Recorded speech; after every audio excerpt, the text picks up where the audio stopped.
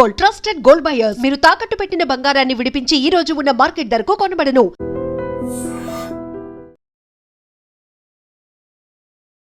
నమస్తే, నేను Kavitha. Welcome to I dream news and నిజాలు. బంగ్లాదేశ్లో జనరల్ ఎలక్షన్స్ రేపు జరగబోతున్నాయి. ఇమ్మీడియట్గా కౌంటింగ్ స్టార్ట్ అవుతుంది. శుక్రవారం రోజు రిజల్ట్స్ అనేవి రాబోతున్నాయి. అక్కడ హిందూ మైనారిటీల మీద ఇప్పటికే దాడులు కొనసాగుతూనే ఉన్నాయి. వరుసగా అలాంటి దురాగతాలు కంటిన్యూ అవుతున్నటువంటి నేపథ్యంలో హిందువులు ఎలాంటి డిసైడింగ్ ఫ్యాక్టర్ ప్లే చేయబోతున్నారు? అందులోనూ పర్టికులర్గా బంగ్లాదేశ్లో జరగబోతున్నటువంటి ఎన్నికల్లో సర్వేల మీద భారతదేశం కూడా ఆసక్తి కనబరుస్తోంది. ఎందుకలా? మొత్తంగా బంగ్లాదేశ్ ఎలక్షన్స్ని మనం ఎలా చూడొచ్చు? మనతో పాటుగా ఉన్నారు సీనియర్ జర్నలిస్ట్ సురేష్ కొచతిల్ గారు. సార్ నమస్తే.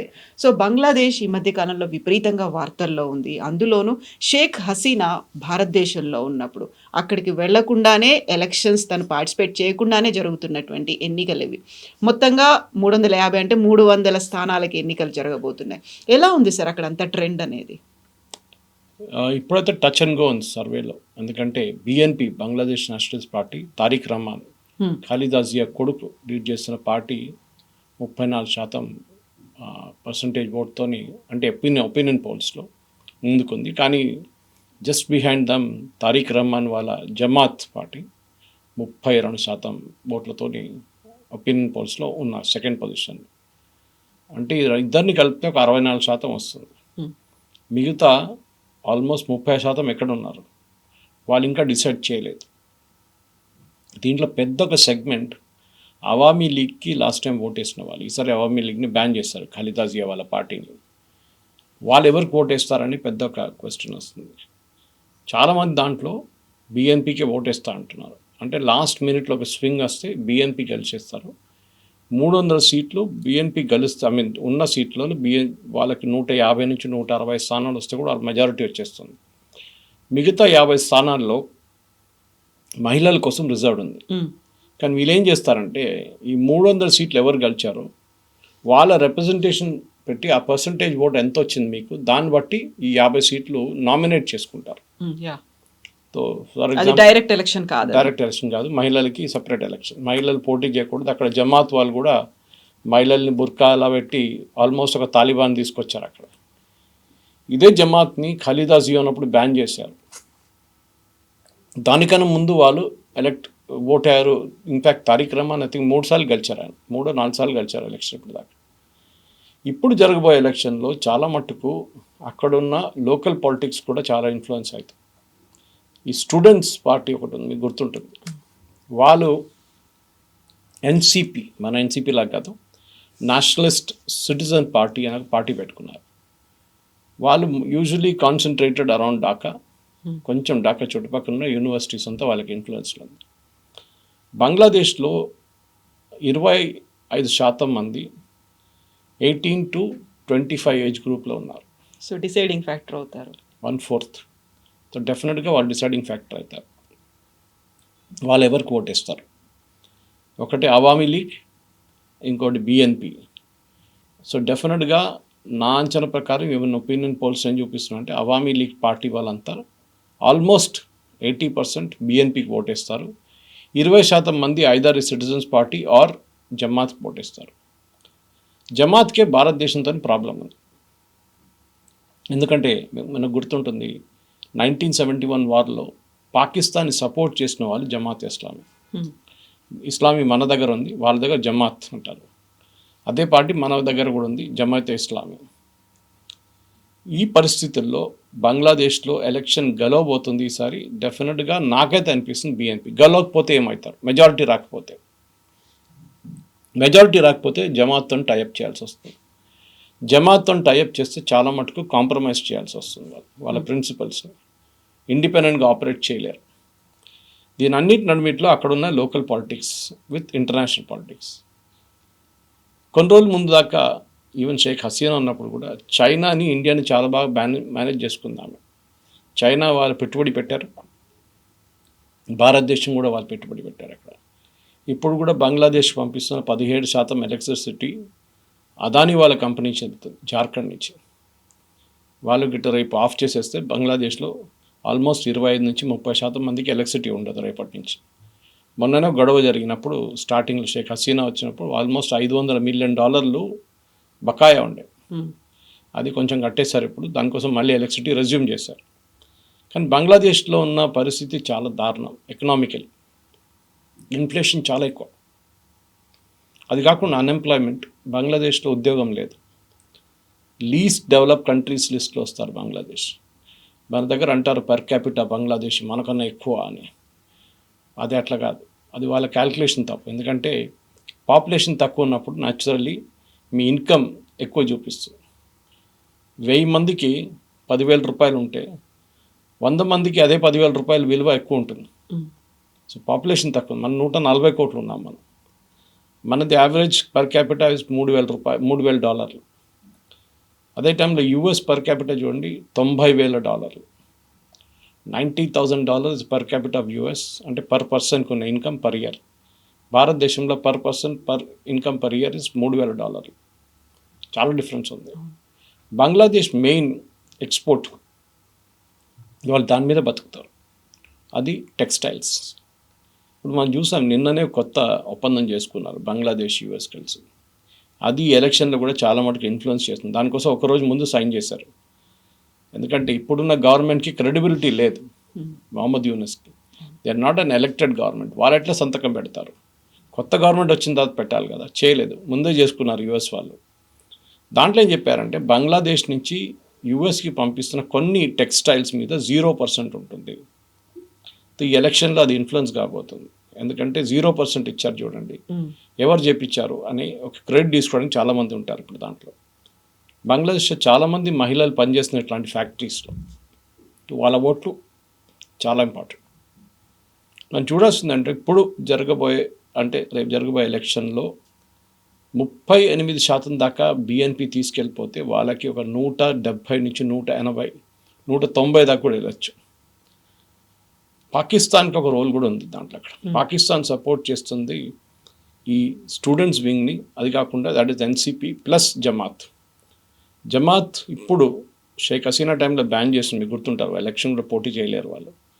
ఇప్పుడు షేక్ హసీనాని బ్యాన్ చేశారు.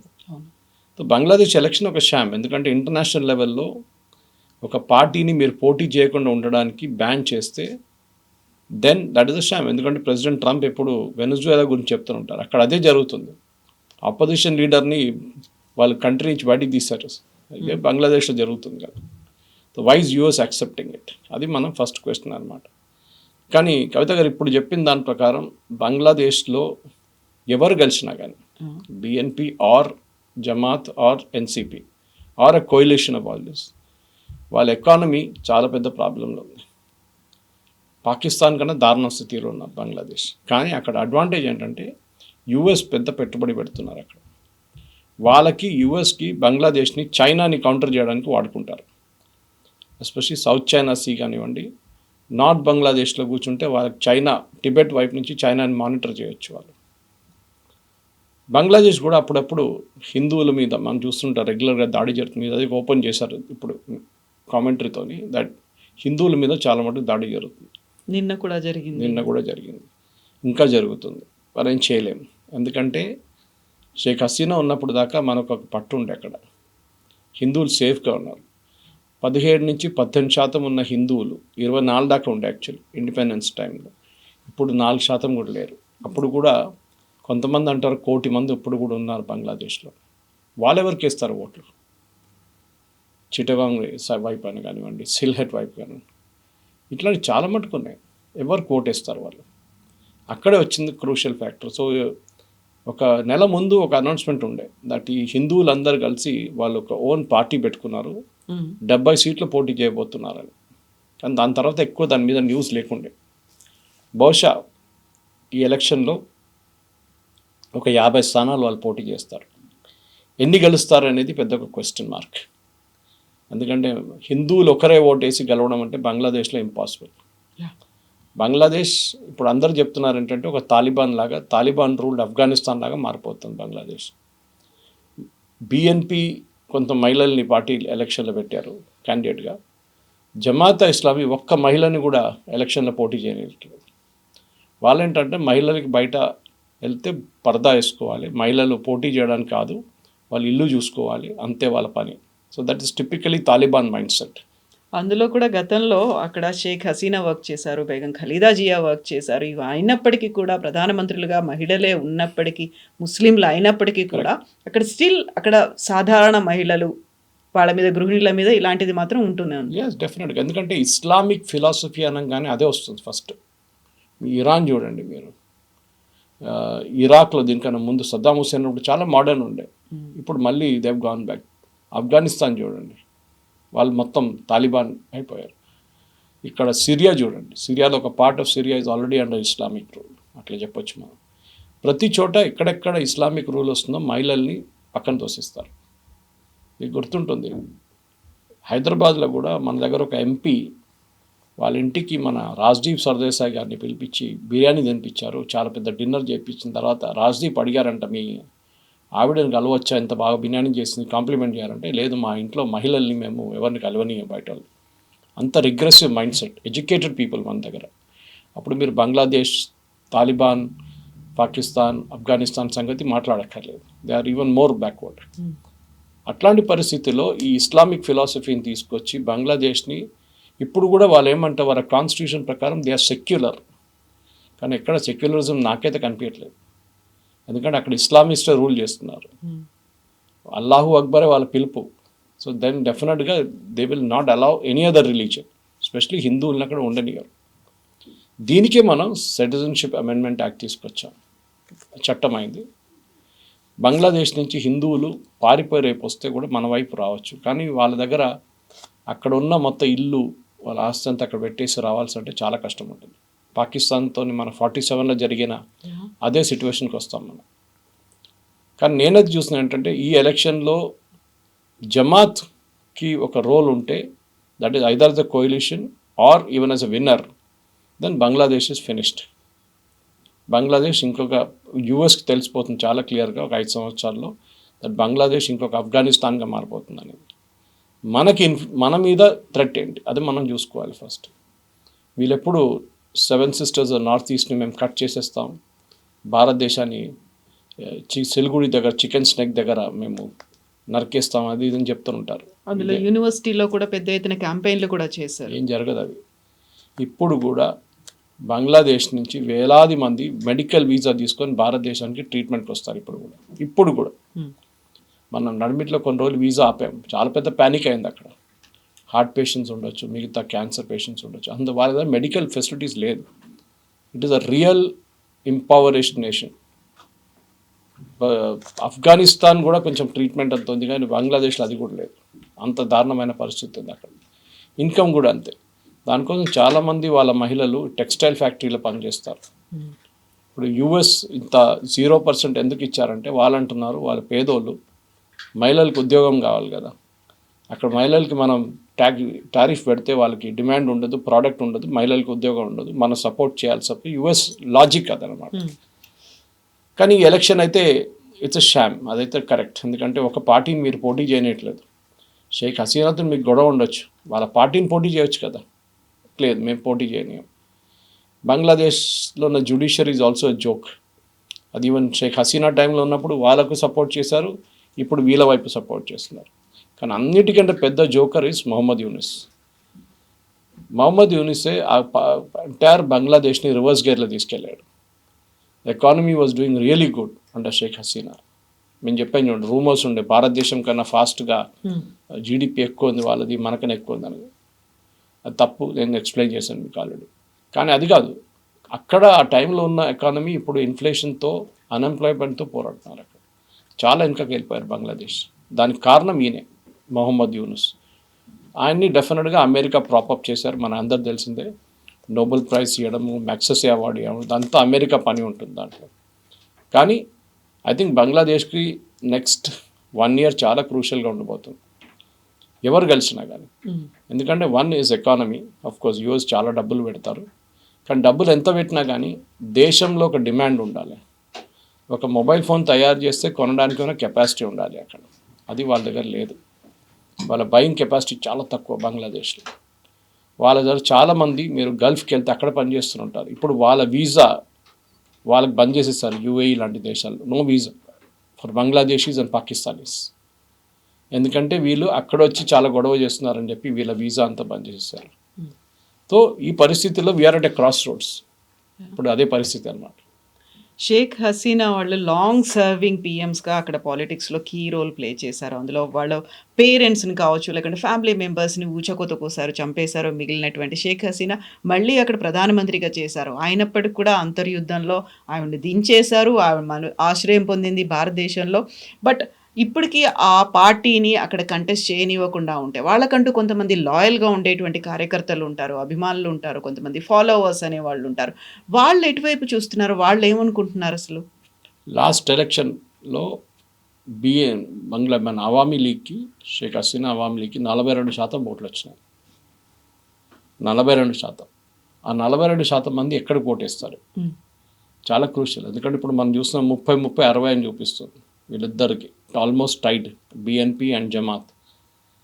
ఈ మిగతా 42 పక్కన పెట్టి 30 తీసుకుందాం, మనం 32 తీసుకుందాం.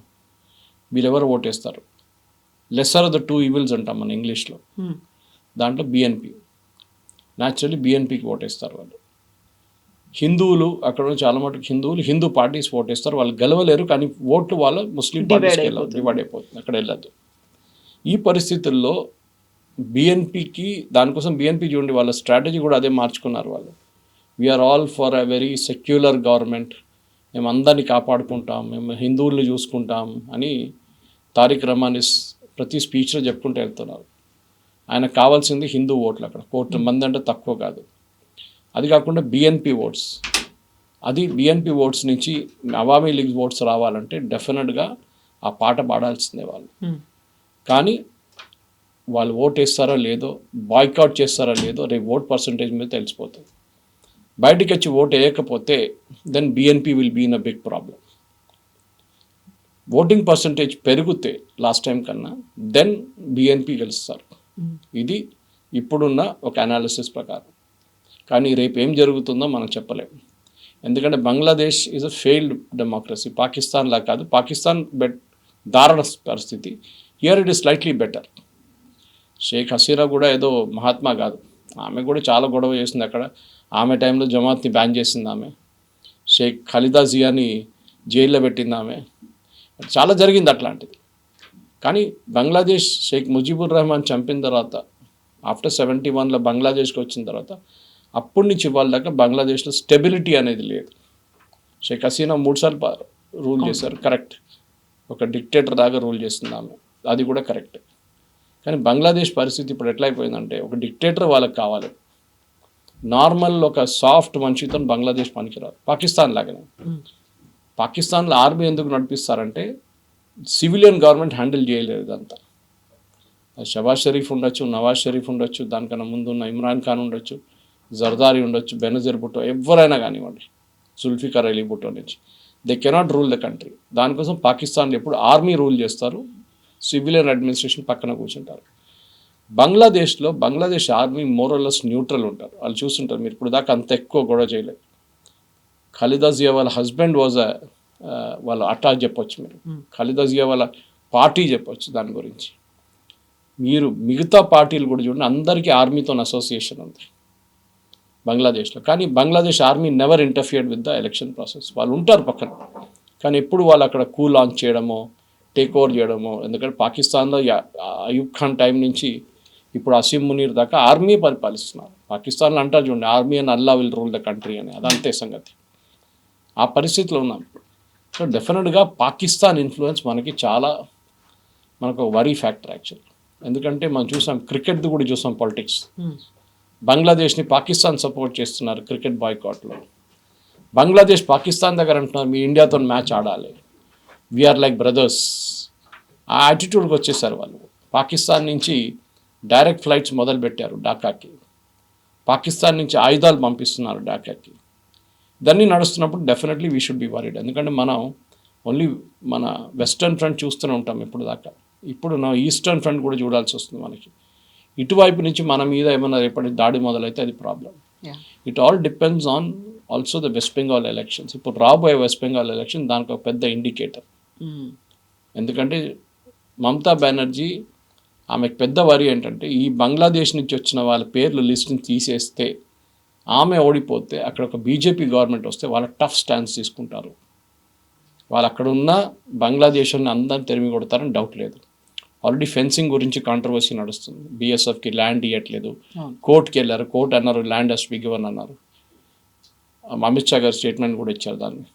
ఇంకొక 500 కిలోమీటర్ ఫెన్సింగ్ చేయాల్సి ఉంది మనకి బంగ్లాదేశ్ వైపు. సో మమతా బెనర్జీ గవర్నమెంట్ పోయి ఒక బీజేపీ గవర్నమెంట్ రేపు అక్కడ వస్తే దెన్ బంగ్లాదేశ్ వాళ్ళతో ఉన్న రిలేషన్షిప్ మనకి ఇంకొక లెవెల్కి వెళ్ళిపోతుంది అప్పుడు. ఎందుకంటే అస్సాం వైపు ఇంకొక నడుస్తుంది, ఇది బంగ్లాదేశ్ వైపు నుంచి వెస్ట్ బెంగాల్కి ఇంకొక రిలేషన్షిప్ ఉంటుంది. డెఫినెట్గా నెక్స్ట్ 6 నెలలు చాలా క్రూషియల్గా ఉండిపోతుంది కవిత గారు. సో ఇప్పుడు హిందువులకి సంబంధించి RSS chief Mohan Bhagwat very రీసెంట్గా చేసినటువంటి కామెంట్స్, హిందువుల మీద బంగ్లాదేశ్లో అట్రాసిటీస్ జరుగుతున్నాయి, అక్కడ హిందువులు తిరగబడితే ప్రపంచవ్యాప్తంగా ఉన్నటువంటి హిందూ సమాజం వాళ్ళకి సపోర్టివ్గా ఉంటుంది అనేది.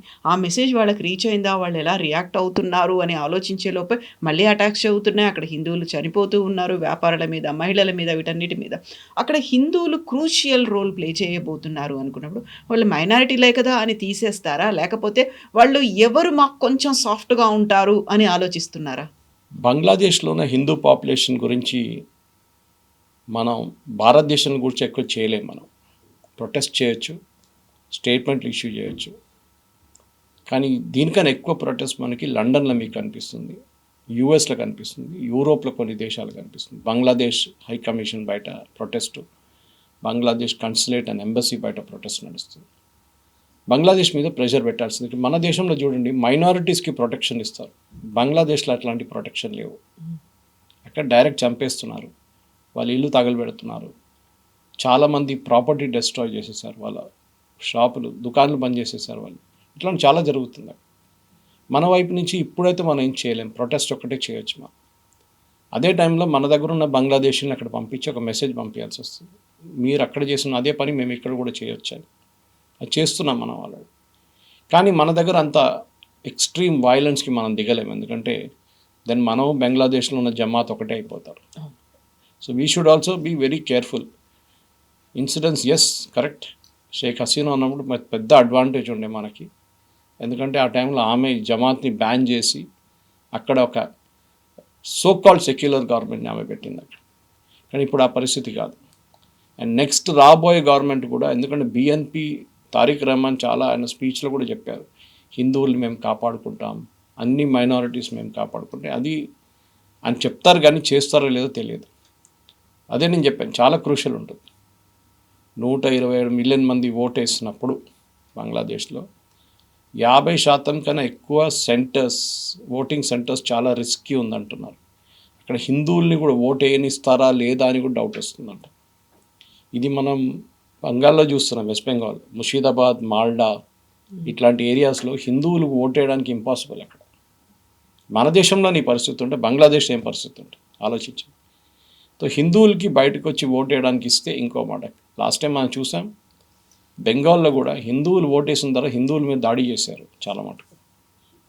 వాళ్ళ దుకాణం తగలబెట్టారు, ఇల్లు తగలబెట్టారు, కొంతమంది చనిపోయారు. కానీ బంగ్లాదేశ్లో దానికన్నా పెద్ద ఒక పోస్ట్ ఎలక్షన్ రైట్ జరగవచ్చు. అది ఎలక్షన్ రిజల్ట్ వచ్చిన రోజు తెలిసిపోతుంది.